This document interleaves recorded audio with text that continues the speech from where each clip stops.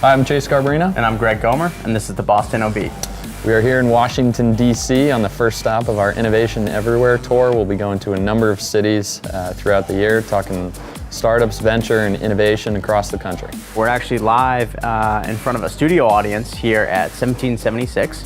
1776 is, I guess, would be the equivalent to a mass challenge. And 1776 actually got wind that we were coming down. We were met with huge fanfare, fan base. Obviously, there's people taking photos of us right now, signing autographs. The beat down here is making waves. I don't think they know who we are. Well, obviously we're having some problem, and sometimes happens with live television. Let's talk about RoboCop. Oh, hell no. We'll do it live. And the big one this week, we're here with Reed Snyder, who's the publisher of our sister publication In the Capitol here in D.C. Reed clearly did his homework. He's wearing the uni. He's got the uni on. I get the beat every morning. Which is nice. Yeah. Which is nice. So Did my homework. So how's the venture climate down here in DC? It's really an exciting time for DC Tech as a community. Last year, over $1.5 billion in venture funding. We've had 2 IPOs in the last 3 weeks, which are 2U and O-Power. And some Boston companies have been involved in the funding there. Yep, Bessemer and Highlander and 2U, Founder Collective in O-Power.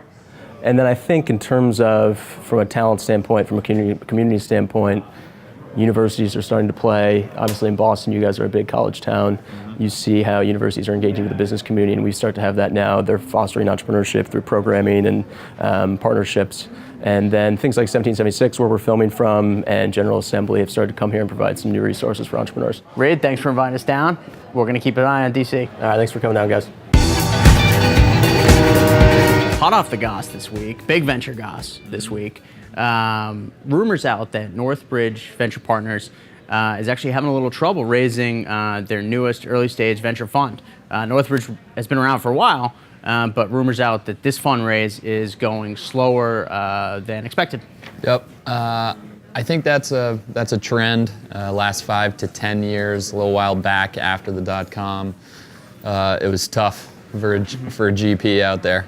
And I think, if you look back at some of the investments they've made over last few funds, Demandware IPO'd, Acquia's going strong, Actifio is cranking along, and they just announced the big core investment. So hopefully it's just a lull, which I think a number of funds have experienced, and that some of the more recent stuff and some exits, hopefully coming soon, will help push them over the hump. I'm really happy for you. I'm gonna let you finish. We got a lot this week, maybe the most ever. Yeah, a lot of people immediately after publishing the video, a lot of folks were concerned that I might have been showing a little too much chest. Or not enough. The feedback has made him self-conscious. We've taken way too many shoots, so please. A lot of pressure every day. Keep the fashion tips to yourself. Scott Kirsner does all of our fashion, so. He's got a great body. We're not concerned. You shouldn't be either. Interesting community news this week. Boston.com. They're in the community? I guess. They want to be. They want to be. Just launched a new redesign. And if you check it out, you'll notice it looks a little similar to ours. So it seems as though the Globe's new strategy is to confuse readers as to whether they're on Boston.com or BostInno. Talking to people close to the project, they said that they've been working on this for quite some time, and they were going with the traditional blue and white until late in the game. Our old intern and friend, Andrew Perlmutter, came in and made a bunch of decisions with some of the higher-ups, and it looks very similar to BostInno. So we should have seen this coming. Andrew did start wearing the exact same outfits that I wore when he worked with BostInno, breathing heavily. So we'll take it as a compliment. Thank you, Andrew. We like the design too. Get off my lawn. One more bit of news. Big news out of Boston this week. The pride of Boston, Donnie Wahlberg, is off the market. He's engaged to former singled out TV host Jenny McCarthy. What does Jenny McCarthy do these days? Donnie Wahlberg?